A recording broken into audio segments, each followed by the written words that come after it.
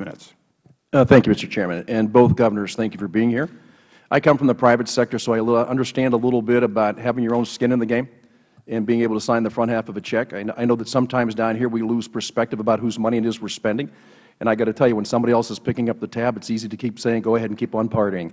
Now, I want to ask you this specifically, because the Chairman started off with the discussion, also Mr. Shevitz, about defined benefits in pensions.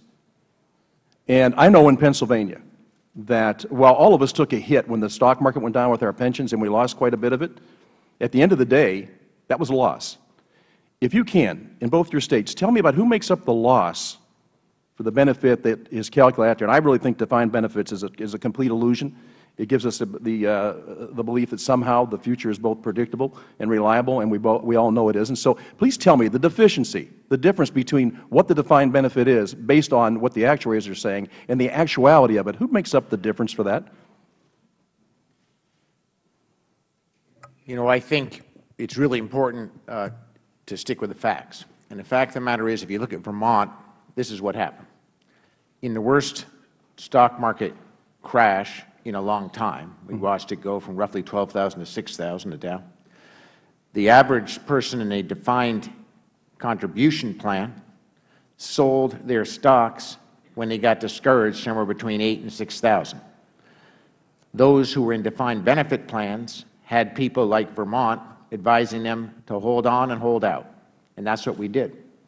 So now our retirement plans are higher than they were in the depths of the loss. The average small investor now has lost what they saved for retirement. So again, it's a great example where a defined benefit plan protects workers more ably than a defined contribution plan, and Vermont's example is exactly a proof of that theory. Okay, but my question is, who makes up the difference in a loss? My point is there was no loss. We've gotten the gains back. I understand what you're saying, but there is somebody who does provide the safety net, and we both know that. Governor Walker. Yeah, it's taxpayers. In our case, before these reforms, you've talked a lot today about, for example, my proposal of the 5.8% contribution. One of the things I want to make clear, because it's different than Vermont and other states, before this reform, other than literally a handful of state employees, the taxpayers were picking up both the employee contribution and the employer. So I'm not upping the employee contribution. I'm actually having the employees of the state, including me, actually pay the employee contribution. Again, something that's done on the private sector, as you know, the employer pays part, the employer pays the other part. And what I found when I was traveling the state in the midst of this debate, particularly when I'd go to manufacturing plants, and guys, point out they're paying 25 to 50% of their health insurance premiums. Most of them, if they have a retirement plan, it wasn't a pension, it was a 401k. And many of them, to keep people working, were suspending the employer match just to be able to keep people from being laid off. That's that's the reality of it. And then when I would walk them through what I was asking, because they'd see the ads and they'd think, hey, wait a minute, you're taking all this money away. Just as an example, in the basic family plan that my family has, we'll go up to pay about $200 a month in premiums versus about $90 a month. Right.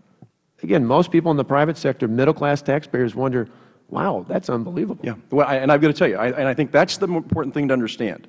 If I have a defined benefit, then I can go ahead and stick with that plan because come hell or high water, I'm still going to get my defined benefit. But when you're in a person whose real money, their money's in the program, and you have a choice to opt out now and try to keep what you have or lose it, then you're really put in a box. And I think most people in this country don't understand. Now, my daughter is a teacher. My wife is a teacher. I've got a lot of friends whose benefits are guaranteed. And they're guaranteed by people in the private sector who will see a raise in their taxes to cover the loss in these pensions. And I think that's where the divide comes. This is not about union workers versus non-union workers, Republicans versus Democrats. This is about Americans. And if we are going to share the gains and we're going to also participate in the pain, we better understand that when you have your own money in the game, it's a vast difference between somebody who is guaranteed a benefit regardless of what they put in. And that's the important thing. Taxpayers make up the difference in all these losses. That's the model, and that's what's wrong with it. You don't have the safety net in your private plan, but the public sector does, or the public sector does. And I think that is a vast difference, and I think it makes it a lot easier to stick with a plan that's upside down and say, you know what, I'll go ahead and ride it out because one way or the other, I'm still made whole. Thank you so much for both of you being here. I appreciate it. And I yield back, Mr. Chairman.